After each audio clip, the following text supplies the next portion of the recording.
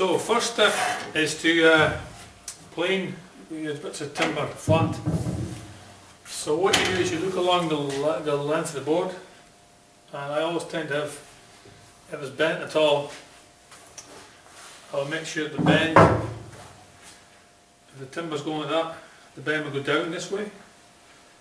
So that means that you would then cut away these 2 points here and it'll be flat, and you get it flat.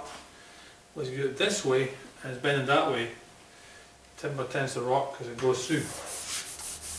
So you look at your timber to see which way that is, and this one's actually fairly straight, but from being machined before it's got a funny step here, so I think it'll work better if I use this side. And if you lay it onto the table, you can sort of do this and you can see now, because it's doing that, it means that the board is twisted across this here. And if we were to use winding sticks, which are these things here, you can lay one each side and look across it, then you can see if it's twisted or not. And so when you come to plane something that's twisted like this, because it rocks like that, there's like a gap here, this point. That means this point here and like this point here, basically diagonally across, has to be taken away first. So you want to put your weight onto your timber in a way that would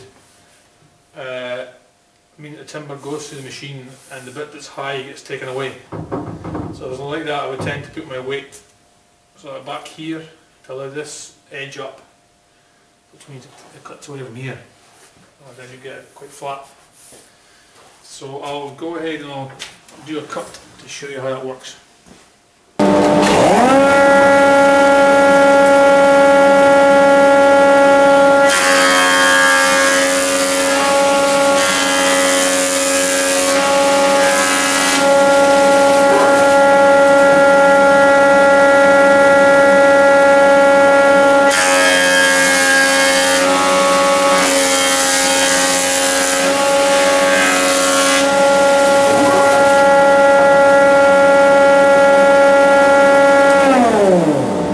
You can now see that if I try to make this to move, it's completely flat.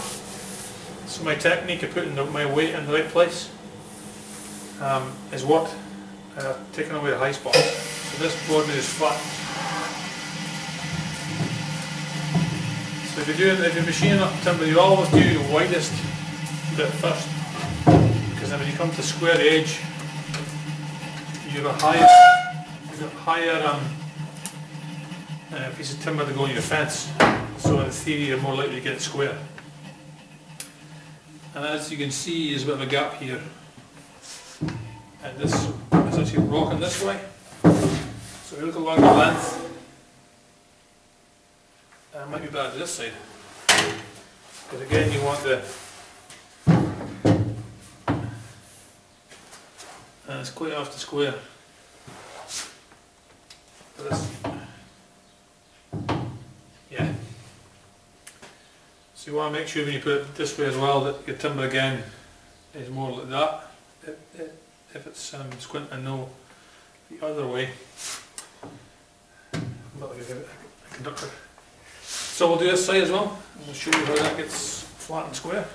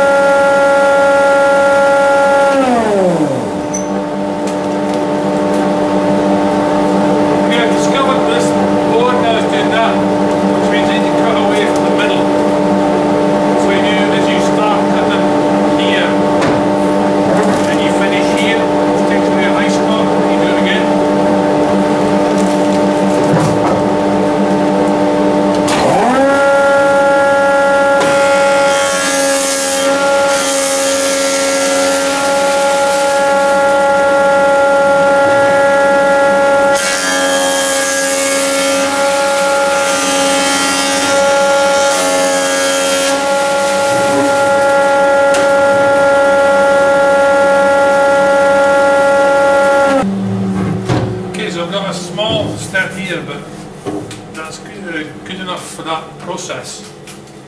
Because when I come to glue up the tabletops, I do it again. I've got a technique to make sure it's flat. So now all we've got to do is thickness this, and then I'll show you the technique for getting the board. The board's really flat.